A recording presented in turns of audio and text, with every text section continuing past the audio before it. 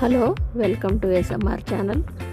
ఇది జొన్న రొట్టె చేస్తున్నానండి. జొన్న రొట్టెను మరపట్టించుకొచ్చిన జొన్న పిండిని జల్లి పట్టి అందులోకి కొద్దిగా హాట్ వాటర్ సాల్ట్ వేసి కలిపి ముద్దగా చేసుకొని జొన్న రొట్టెను చేసుకునే విధానం అండి. ఇది సాల్ట్ వేసి కొంతమంది మరపట్టించేటప్పుడే అందులోకి సాల్ట్ వేసి మరపట్టిస్తారు, లేకపోతే పైన సాల్ట్ వేసుకొని ముద్ద కలుపుకొని ఇట్లా జొన్న రొట్టెని తట్టుకొని కాల్చుకోవాలండి.